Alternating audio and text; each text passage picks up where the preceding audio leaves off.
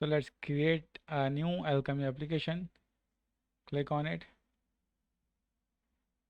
As I already have an account, you can create an account from here.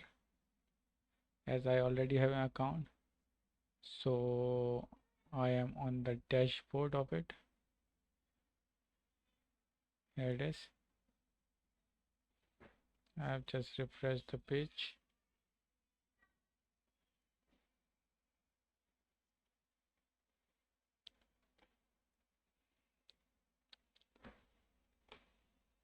Here's the details to add: app name, description, chain, network. So why it's loading? Okay, it's loaded. Now let's create an app. Test uh, NFT test. Just paste it. We have created, select Ethereum. We have to deploy in our testnet, so we have selected Coldly, and let's create an app. Here it is. We have created it.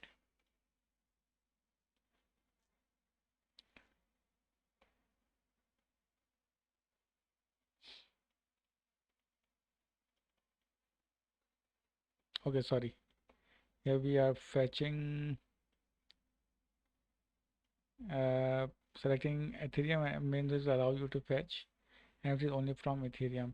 If you want to fetch NFT on a Polygon or other chain, you will need to create a new application with the respective chain and change base URL to reflect the chain you want to use.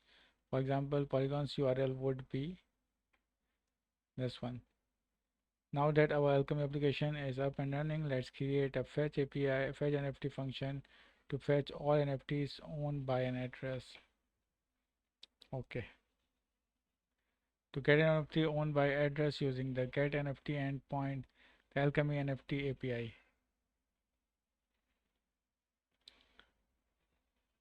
Okay. We need to call this function to get NFTs. We have created it on a Golden network.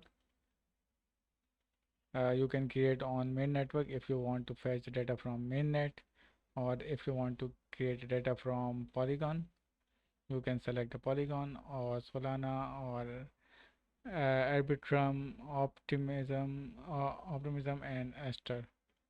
Here is the network, main network and Golden network. Okay. Now let's use this function. There is a function which is provided by the Alchemy SDK that we're going to use. Now let's just copy the code again and paste it here.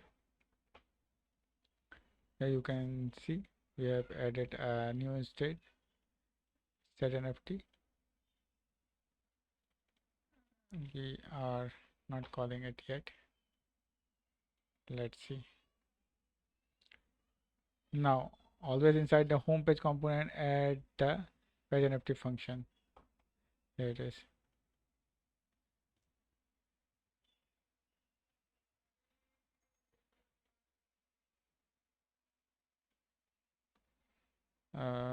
Inside the homepage component, here it is. Let's create a function here. It is. Here you need to enter the API key. Which API key that you will going to enter? Let me show you. Here's the key. Click on it. That's the key that we're going to copy it. So don't share it with anyone. I have just created for the testing purpose. I will going to delete it after this tutorial is over. So let's add it here. Here it is. I have added here. Sorry, is a variable. Need to add it here. Yeah, I've added here. So now let's see the next instruction. Okay, functional analysis about your functionality function is a async keyword which will allow you to fetch the data without blocking your entire application. Here it is.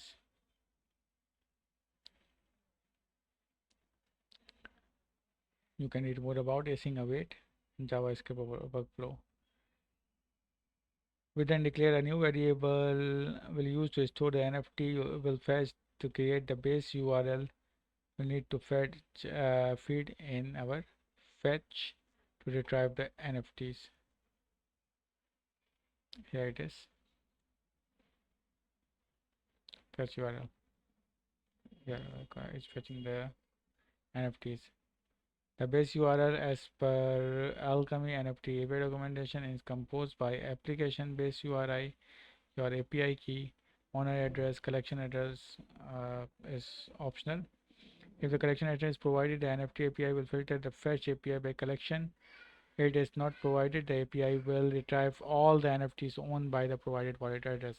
Because all of this will need to wait to understand if the collection address has been provided or not. And is if you want to filter by collection, to do so you can add if statement that checks if the collection variable is empty or not. If it's empty, then you only provide the wallet address parameter. So here it is, we are providing owner address. If it's not, then you fetch all the NFT owns by a wallet and filter them out by the collection. Uh, the string right after the contract address parameter specify the contract parameter in an array and not a simple string. This is because you could actually filter by multiple contract address, not just one.